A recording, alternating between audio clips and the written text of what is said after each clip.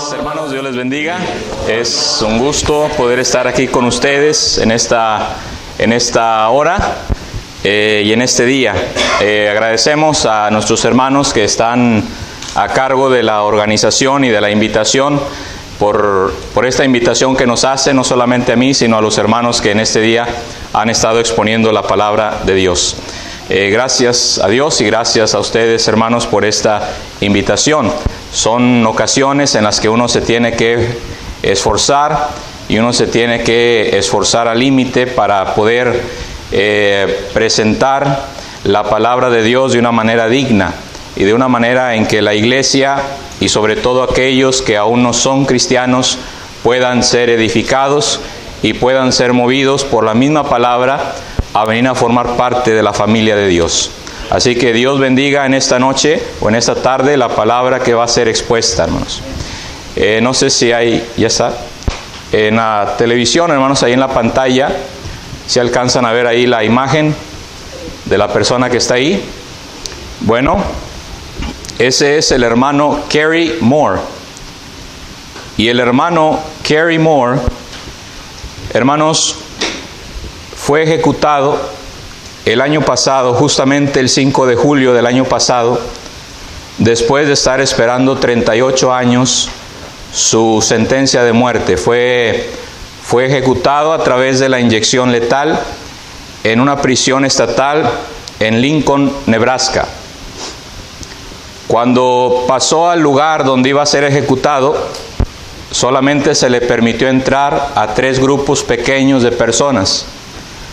El primer grupo era su familia, el segundo grupo era la familia de las personas a las que él ejecutó, a las que él asesinó, y un tercer grupo de un sector de la prensa que estaba presente ahí para elaborar una conferencia de prensa en donde iban a exponer los detalles de la ejecución de este hermano. El hermano, a la edad de 21 años, sin ser cristiano todavía, sin conocer los caminos de Dios, tomó algunas malas decisiones en su vida que trajeron consecuencias graves y permanentes, no solamente para él, sino para otras personas. Él, a la edad de 21 años, juntamente con su hermano menor de 14 años, tomaron la decisión de asaltar y de asesinar a 2 taxistas. Un año después,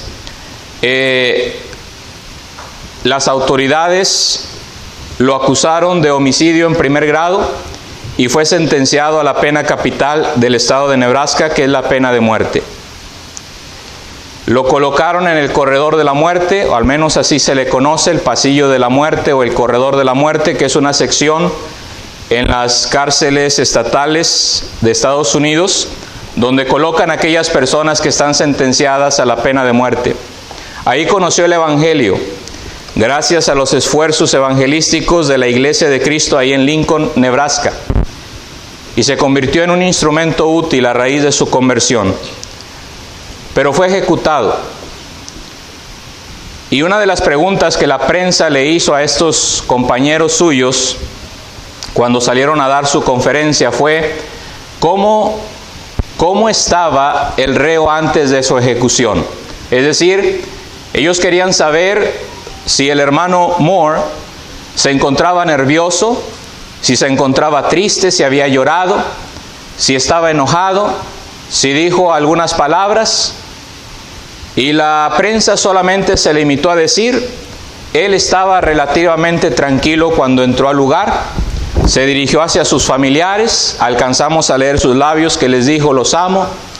Posteriormente se acostó sobre la cama, extendió su brazo donde le inyectaron lo que le inyectan a estas personas, miró hacia el techo, pronunció algunas palabras que no fuimos capaces de descifrar, y después de 15 minutos había muerto. Días antes de su ejecución, el Estado le pidió al hermano Moore un testimonio por escrito, un último testimonio. Y en ese testimonio él dijo lo siguiente: él dijo: no ha pasado un solo día en el que no lamente profundamente el daño que causé al asesinar a estas dos personas. Y el daño que causé a mi hermano al llevarlo conmigo a ese lugar. He tenido que vivir con todo ese dolor todo ese tiempo. Pero también sé que en todo este tiempo la misericordia de Dios ha estado conmigo hasta el día de hoy. Si alguien se llega a preguntar cómo es que un hombre que causó tanto daño puede enfrentar la muerte con relativa serenidad, entonces tendríamos que poner atención a lo que este hermano dijo. Él tuvo que experimentar en carne propia las consecuencias del pecado, las consecuencias de las malas decisiones en la vida.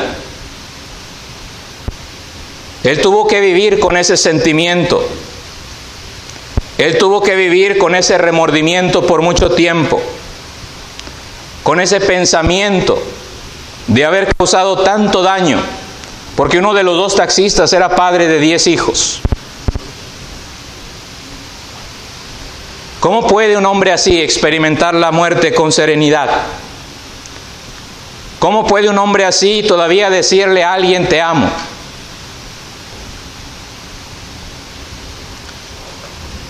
Pero lo que es incomprensible para muchos otros es totalmente comprensible, hermanos. Porque solamente aquella persona que ha experimentado la misericordia de Dios sabe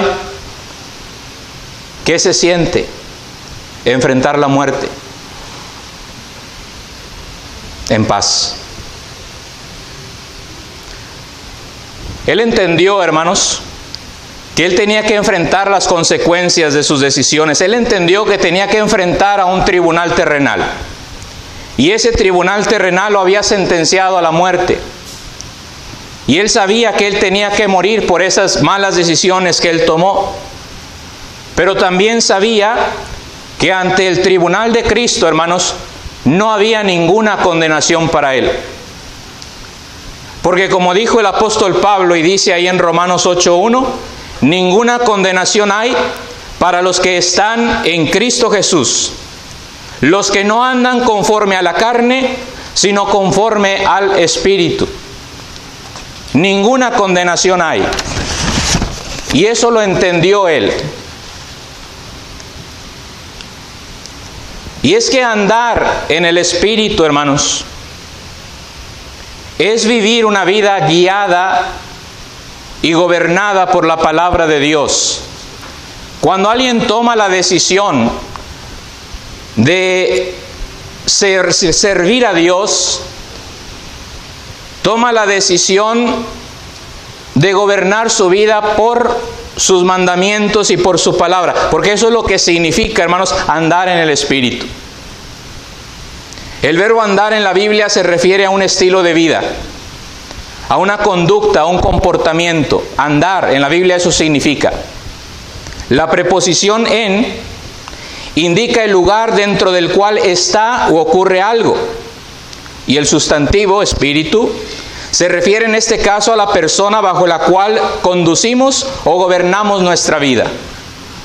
Así que andar en el Espíritu, hermanos, es guiar nuestras vidas, gobernar nuestras vidas dentro de los límites y dentro de los mandamientos de la palabra de Dios.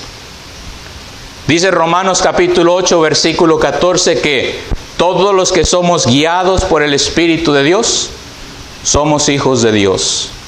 ¿Y cómo nos guía el Espíritu?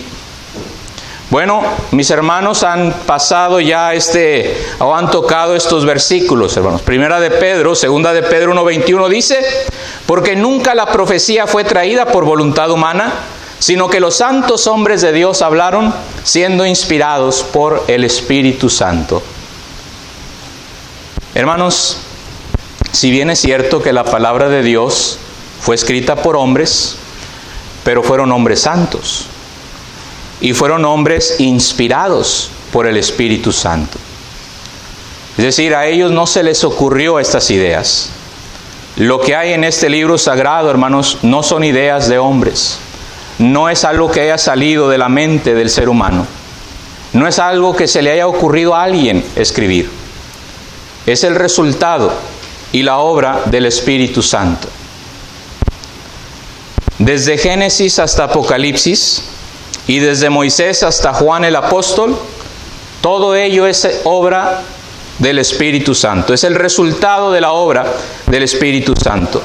Ser guiados por el Espíritu Santo significa ser guiados por sus mandamientos, por sus enseñanzas, por sus principios que encontramos en la palabra de Dios. Ahora, ¿por qué no hay ninguna condenación para los que gobiernan sus vidas por la palabra de Dios? Allá en 2 de Timoteo capítulo 3, verso 16 y 17 dice: toda la Escritura es inspirada por Dios y útil para enseñar. Fíjense la utilidad que tiene la palabra de Dios. La palabra de Dios nos enseña a vivir una vida agradable delante de Dios. Alguien dijo, y yo no sé quién fue, hermanos, lo escuché o lo leí, no recuerdo, que la palabra de Dios es como un instructivo.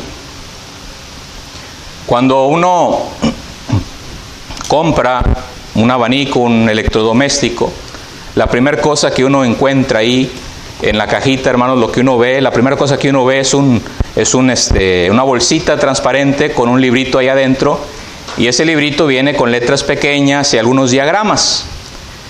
¿Y qué es lo primero que hacemos con ese librito? ¿Lo leemos? No, ¿verdad? Lo hacemos a un lado. Ah, hombre, ese librito no le entiendo. Letras pequeñas, y luego a veces vienen 3 idiomas y se confunde uno. Lo hacemos a un lado, hermanos, y empezamos y decimos, llegamos a la conclusión, bueno, ¿qué tan difícil puede ser ensamblar un abanico? ¿Qué de complicado puede tener? Y empezamos a armar el abanico, sacamos las piezas, colocamos todo ahí en la mesa y empezamos, según nosotros, a ensamblar de acuerdo, según nosotros, a nuestro propio discernimiento, pues al sentido común. Y según nosotros ya terminamos, conectamos, según nosotros ya terminamos, pero en la mesa todavía hay 2 tornillos y hay 2 cablecitos por ahí. Decimos, pues no veo dónde van esos tornillos y no veo dónde van esos cables, lo conectamos y no prende el abanico. Ahí tenemos los 2 tornillos, los 2 cables y un abanico que no prende. ¿Y luego qué hacemos? Ahora sí, ¿verdad?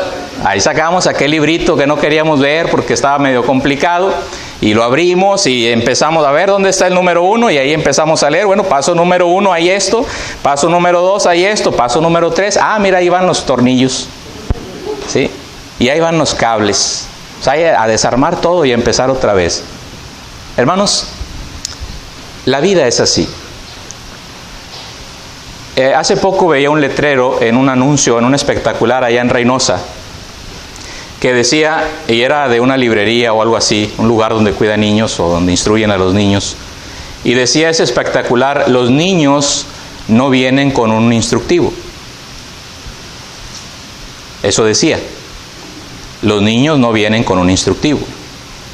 O sea, dando a entender, ¿verdad?, que los padres, pues, no nacemos sabiendo ser padres. No sabemos a veces cómo guiarlos. Bueno, yo estoy en total desacuerdo con eso. Porque, hermanos, miren lo que dice allá la palabra de Dios en Deuteronomio capítulo 6 y versículos del 6 al 8. Le dijo Dios al pueblo de Israel, a su pueblo, le dice, y estas palabras que yo te mando hoy estarán sobre tu corazón, y las repetirás a tus hijos, y hablarás de ellas estando en tu casa, y andando por el camino, y al acostarte, y cuando te levantes, y las atarás como una señal en tu mano, y estarán como frontales entre tus ojos, y las escribirás en los postes de tu casa y en tus puertas. Pero estas palabras que yo te mando hoy, es decir, los mandamientos que Dios le había dado al pueblo de Israel, tú te vas a encargar de enseñárselas a tus hijos. Tú te vas a encargar de enseñarle el camino de Dios, mis caminos a tus hijos. Estando en la casa, andando en el trabajo, vas a escribir los mandamientos ahí en los postes y vas a aprovechar cualquier momento para instruir al niño en su camino.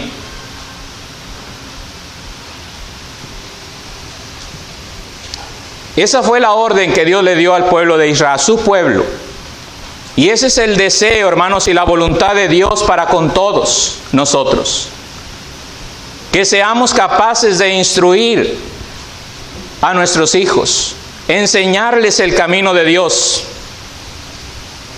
Así que cuando nacemos con un instructivo que es la palabra de Dios. Pero lamentablemente, hermanos, como padres a veces llegamos a pensar que la vida es tan fácil. Y hacemos a un lado ese instructivo. ¿Qué tan difícil puede ser formar una familia? ¿Qué tan difícil puede ser elegir con quién casarse? ¿Qué tan difícil puede ser criar a los hijos, educarlos? Y al poco tiempo de casados, ahí está la hija en casa otra vez. No se fijó. Se casó con el primero, que le dijo algunas cosas. No consideró si era cristiano o no. Se le hizo fácil. Y al poco tiempo ahí estaba en casa, con sus padres nuevamente. ¿Qué tan difícil puede ser elegir con quién casarse? ¿Qué tan difícil puede ser criar a los hijos? Y empezaron a criarlos según ellos, educarlos. Y entonces ese niño, hermanos, fue creciendo sin un conocimiento de Dios en su vida. Pronto fue descuidado en otras áreas. Empezó a relacionarse con niños más grandes, que le empezaron a enseñar cosas que otros niños más grandes les habían enseñado a ellos. Y esos niños más grandes introdujeron a ese niño en juegos aparentemente inofensivos, toqueteos inocentes, experiencias sexuales, cigarrillos, drogas. Y una cosa fue llevando a la otra hasta que se escucha aquel reclamo del padre o de la madre. ¿Por qué mi hijo? Recientemente veía en las noticias, hermanos, la imagen de un padre que está abrazando a su hijo sobre la banqueta, que yacía muerto sobre la banqueta. Este muchacho se había enfrentado a los policías de la Ciudad de México y los policías le habían dado muerte. Y cuando el padre llegó a la escena, ve a su hijo tirado ahí sobre la banqueta, abrazado.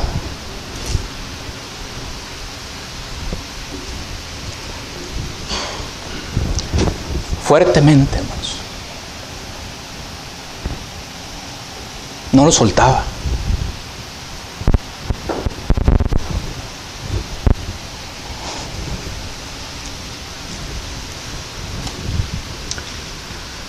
Su pierna lo abrazaba y sus brazos lo abrazaban, como si quisiera protegerlo, pero ya estaba muerto.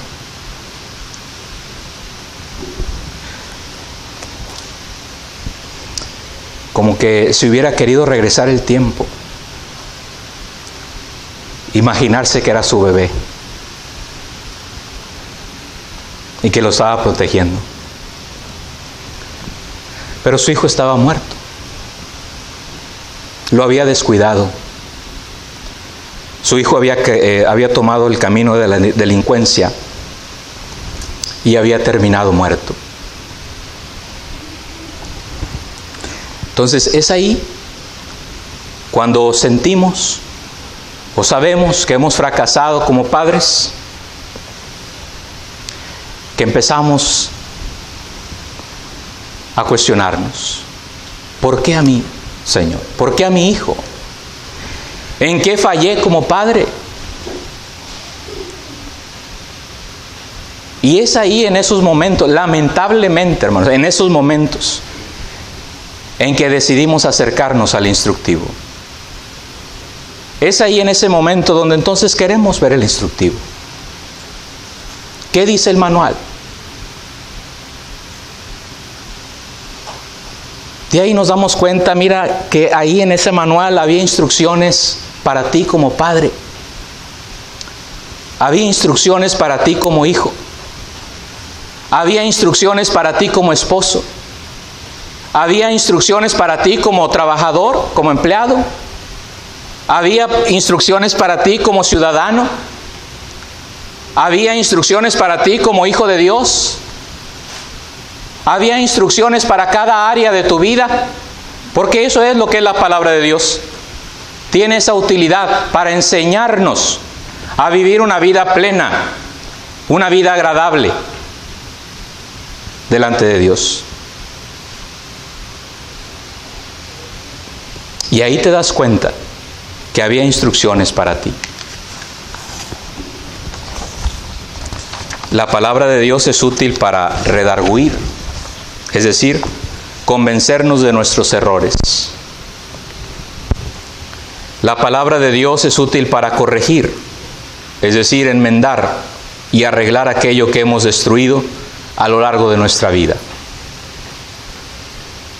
Pero alguien puede decir, pero ¿cómo puedo yo enmendar mi matrimonio si ya mi esposa me dejó? ¿Y cómo puedo yo enmendar la vida de mis hijos si mi hijo ya murió?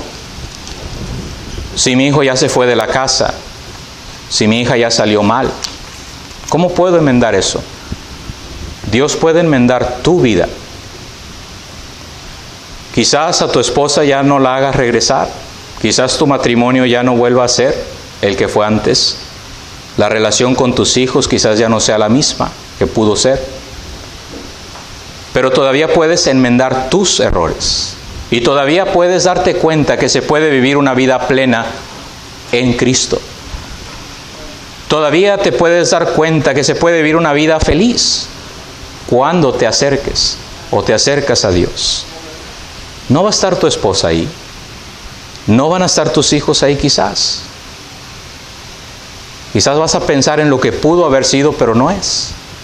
Pero vas a sentir y vas a vivir y vas a experimentar una vida plena cerca de Dios. La palabra de Dios es útil para instruir en justicia, es decir, en todo aquello que es lo correcto. Hermanos, y cuando uno guía su vida por la palabra de Dios, ¿qué condenación puede haber? Como dijo el apóstol Pablo, contra tales cosas no hay ley. Tú aprendes a vivir conforme al Espíritu, no hay ley que te pueda condenar, no hay ley que te pueda señalar. De manera que andar en el Espíritu es vivir una vida conforme a la palabra de Dios. Pero también, hermanos, según Romanos 8:1, es renunciar a una vida gobernada por el pecado. Porque ninguna condenación hay para los que están en Cristo Jesús, los que no andan conforme a la carne. Es decir, los que no viven su vida gobernada por el pecado. Los que en algún punto de su vida deciden renunciar a esa vida gobernada por el pecado. Y hay algunas cosas que debemos saber respecto a esto. Respecto a una vida gobernada por el pecado. Se dice, hermanos, que el ser humano está hecho con la capacidad de adaptarse a cualquier circunstancia. En Reynosa hay una colonia, yo no sé si todavía tengan este problema o no, pero hace años atrás colindaba con un lago que Pemex usaba para desechos. Y cuando uno llegaba a esa colonia, uno inmediatamente percibía ese mal olor, fuerte olor, desagradable. Curiosamente, las personas que vivían en esa colonia ya se habían acostumbrado a ese mal olor, ya no les incomodaba, ya se habían acoplado a vivir en ese lugar sin quejarse. Pero las personas que llegábamos ahí era desagradable, hermano. No estábamos acostumbrados a vivir así. Vivíamos, no que viviéramos en una colonia pues más elegante, no, pero no estábamos acostumbrados a estar oliendo esa basura. Pero las personas ahí se habían acostumbrado a vivir así. Nuevamente, hermanos, en la vida es así. ¿Sí?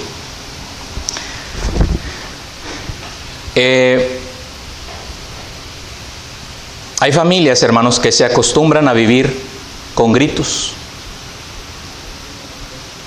Hay familias que se acostumbran a vivir entre ofensas, insultos, groserías, pleitos. Hay hogares, hermanos, que hay hijos que están creciendo en hogares donde la primera cosa que escuchan al amanecer son gritos, son pleitos, son discusiones, son golpes, es maltrato. Están creciendo en un hogar donde ven a papá o a mamá emborrachándose, tirados ahí en la calle, haciendo payasadas en su estado de embriaguez.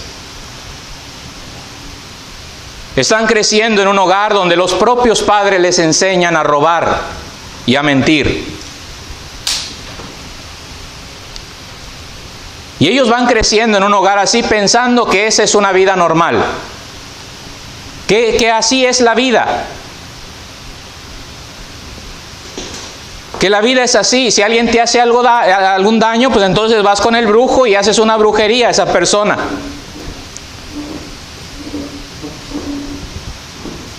Para ellos es normal que el hombre se emborrache y que la mujer sufra maltrato. Y así viven. Y ellos crecen y esa es la vida que ellos llevan con sus hijos. Pero hermanos, para aquellos que conocemos otro estilo de vida diferente, eso se nos hace repugnante. Vivir en un hogar donde solamente hay gritos e insultos, groserías, borracheras, maldiciones, se nos hace repugnante. No soportamos. Si no estamos acostumbrados, no soportamos, no toleramos eso. Pero ellos lo ven normal. Entonces deben saber que esa no es la vida que Dios tiene para ellos. Una vida gobernada por el pecado es una vida gobernada por el diablo. ¿Sí? La Biblia es bien clara, hermanos. Mira, la Biblia dijo el Señor, el que conmigo no es, contra mí es. Y el que conmigo no junta, está desparramando. Y en esta vida, si no sirves a Dios, estás sirviendo al diablo. Juan lo dijo en 1 de Juan capítulo 3, versículo 8, el que practica el pecado es del diablo. Y más abajo dice, en esto se manifiestan los hijos de Dios y los hijos del diablo. Y el Señor Jesucristo dice allá en Juan 8, 42 al 44, vosotros sois de vuestro padre el diablo.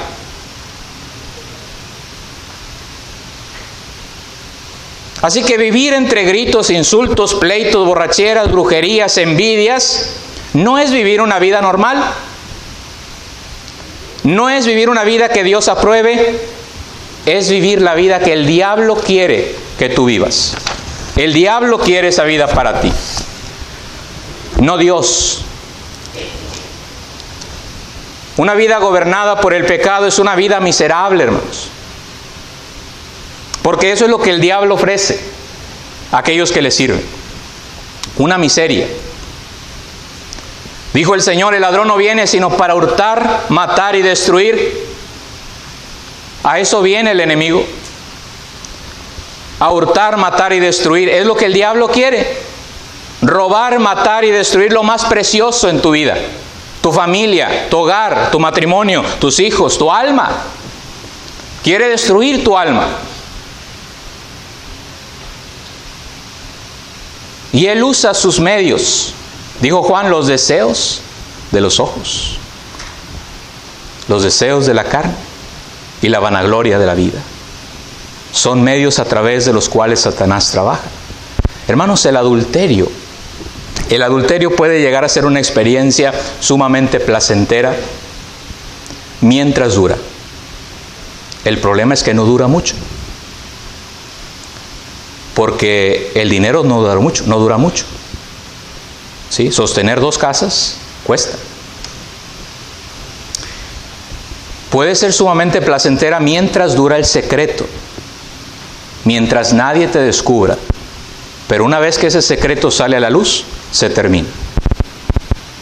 Dice Proverbios 6:32, que el que comete adulterio es falto de entendimiento y corrompe su alma el que tal hace. Es decir, destruye su vida.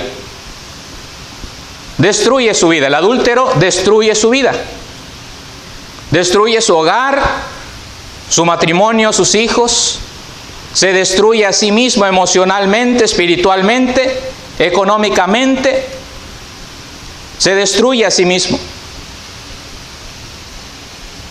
Las borracheras traen placer, pues no sé, unas horas. ¿Sí? Al día siguiente traen malestares. ¿Sí? Y en los días siguientes trae escasez en la bolsa. Porque durante la semana trabajas, te emborrachas el fin de semana, ya el lunes o el martes ya andas pidiendo prestado. Entonces, trae malestares al día siguiente, tanto que te obliga a llamar al trabajo y decir, fíjate que estoy en el seguro, me ocupé en otras cosas, y el hombre está todavía ahí emborrachándose. Te trae escasez, pero te trae también los reclamos de una esposa desatendida, emocional, física y financieramente, porque te acabas el dinero. Y ahí están los reclamos. Y ese es el ciclo de la vida por un tiempo, hasta que el alcohol te atrapa. Y cuando el alcohol te atrapa, te deja solo, sin amigos, sin hogar, sin esposa, sin hijos, sin dignidad, ahí en la calle, vomitado, sucio y hundido en la miseria. Esa es la vida miserable que el diablo te ofrece. De manera que andar en el Espíritu, hermanos, es renunciar a una vida así. Es abandonar una vida de pecado. Cuando la persona decide abandonar esa vida de pecado, entonces Dios ofrece algo mejor. Porque el tercer punto es este, hermanos. Andar en el Espíritu es experimentar el perdón y la salvación que Cristo ofrece. Ninguna condenación hay para los que están en Cristo Jesús. Ninguna condenación hay. ¿Por qué? Porque lo que Dios te ofrece es perdón de pecados. Dijo David, hermanos, o más bien lo dijo Pablo citando a David allá en Romanos capítulo 4. Bienaventurados aquellos cuyas iniquidades son perdonadas y cuyos pecados son cubiertos. Bienaventurado el varón a quien Dios no inculpa de pecado. Es decir, dichoso es aquel a quien Dios perdona sus pecados. Feliz es, porque te quita de encima una deuda impagable. Porque lo que la Biblia dice es que la paga del pecado es la muerte. El pecado se paga con la muerte. Es por ello, hermanos, que en la Biblia encontramos los casos de aquel etíope que después de haber viajado desde Etiopía a Jerusalén, regresaba en su carro leyendo al profeta Isaías, sin comprender muchas cosas, hasta que se acerca Felipe y le empieza a explicar el Evangelio. Y le empieza a decir, mira, este cordero que enmudeció, ese cordero es Cristo Jesús. Sin reclamar, sin reprochar, aceptó morir en tu lugar. Aceptó morir en esa cruz, a ser clavado, a ser azotado, a ser humillado. Ese es el cordero del cual estás leyendo. Y ese cordero ordenó que el Evangelio se predicara a toda criatura. Y el que creyere y fuere bautizado sería salvo. Entonces llegan a cierta agua, hermanos, y el etíope le dice, oye, aquí hay agua, ¿qué impide que yo sea bautizado? Y le dice Felipe, hermano, pues si crees, bien puedes. Y él dijo, yo creo que Jesucristo es el Hijo de Dios. Y mandó parar el carro y descendieron ambos al agua, Felipe y el eunuco, y le bautizó. Y cuando salieron del agua, dice, el Espíritu arrebató a Felipe. Y el eunuco no le vio más, pero siguió gozoso su camino. Había gozo en él. Miren, había viajado de tan lejos a adorar al verdadero Dios. Había estado ahí algunos días quizás siendo instruido por los mejores rabinos en Jerusalén.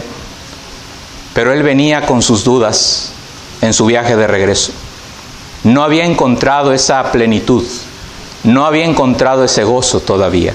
No se había encontrado con Cristo y el perdón que Él ofrece. Pero cuando él escucha el Evangelio y él se da cuenta que tiene que arrepentirse y que tiene que ser bautizado para el perdón de sus pecados, manda parar el carro. Y cuando él sale de las aguas hay un gozo en él inexplicable. ¿Y de dónde viene ese gozo, hermanos? Sino de saber que tus pecados han sido perdonados. De saber que ha sido quitada una carga muy pesada que has estado llevando por mucho tiempo. Que Dios te ha perdonado. Que no hay ninguna condenación para ti. Que puedes morir con una conciencia tranquila. Puedes partir de esta vida sabiendo que tu relación con Dios es perfecta. Por eso había gozo en él. El carcelero en Filipos, después de una noche tremenda, hermanos, iba a suicidarse, pensando que los presos habían huido. Pablo le dice, no te hagas ningún daño, todos estamos aquí. Y entonces el carcelero se acerca a Pablo y a Silas y les dice, señores, ¿qué debo hacer para ser salvo? ¿Qué habrá escuchado el carcelero ahí en esas oraciones y en esos cantos que estaban cantando Pablo y Silas allí en esa cárcel? No sabemos. Pero él dijo, ¿qué debo hacer para ser salvo? La pregunta más importante que puedes hacerte en la vida. No con quién me voy a casar, sino ¿qué debo hacer para ser salvo? No a qué me voy a dedicar en el resto de mi vida, sino ¿qué debo hacer para ser salvo? Porque a fin de cuentas, ese título universitario, ahí se va a quedar. El negocio, el trabajo, la carrera que tanto habías anhelado y planeado, ahí va a quedarse. Los títulos no caben en la tumba. Y después de todo eso, la pregunta seguirá siendo, ¿qué debo hacer para ser salvo? Y le dijo Pablo, mira, cree en el Señor Jesucristo y serás salvo tú y tu casa. Cree en el Señor. Pero ¿qué cosa es lo que hay que creer en el Señor? Inmediatamente después dice ahí la Escritura que le hablaron la palabra del Señor a él y a todos los que estaban en casa. Le predicaron el Evangelio. Le volvieron a decir lo mismo que le habían dicho al etíope. Cristo murió por tus pecados. Y él mandó que se predicara el Evangelio a toda criatura. El que creyera y fuere bautizado sería salvo. Así que cuando él oye el Evangelio, dice la Escritura que él lava sus heridas, las heridas de Pablo y de Silas, y enseguida se bautizó él con todos los suyos. Y se regocijó con toda su casa, dice el texto, de haber creído a Dios. Porque hay gozo en un pecador que se arrepiente. Hay gozo porque encuentra el perdón. Su deuda es perdonada. ¿Cómo se siente cuando después de 30 años termina de pagar la casa de Infonavit? Ya toda vieja, ya se está cayendo la pobre casa. Pero usted ya terminó, mire, ya trae las escrituras ahí. ¿Cómo se siente? Que después de tanto tiempo Coppel ya no llega a tocarle a su casa. Ya salió de la deuda con Coppel, ya pagó el refri, el aire, lo que sea. ¿Cómo se siente? ¿Cómo se sintió usted el día que se bautizó? Llegó a casa y esa noche durmió plácidamente. ¿Sí o no, hermanos? ¿Sí? Bueno, yo así me dormí plácidamente. ¿Sí?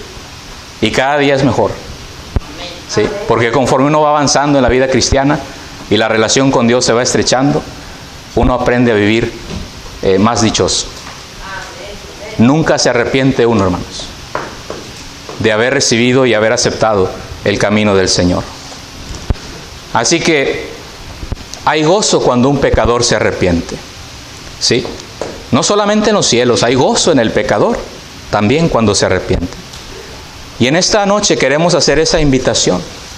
Quizás hay alguien que aún no ha sido o no ha recibido el perdón de sus pecados. Quizás hay alguien que todavía se encuentra viviendo una vida carnal, mundana, lejos de Dios. Dios te está ofreciendo el perdón. Te está ofreciendo una vida sin condenación.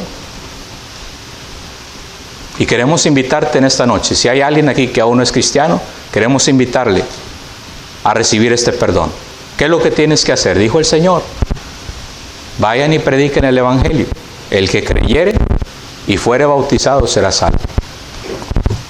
Aquí hay agua. Lo único que vamos a hacer es preguntarte si crees de todo corazón que Jesús es el Señor. Si crees de todo corazón que Él es el Hijo de Dios. Y tú debes responder: sí, creo que Jesucristo es el Hijo de Dios. Y con esa confesión pública que hagas, procedemos a bautizarte. Pues vamos a entonar un canto de invitación. Si hay alguien que en esta noche quiere, en esta tarde quiere recibir ese perdón, hay agua. Podemos bautizarle para el perdón de sus pecados. Puestos de pie, hermanos.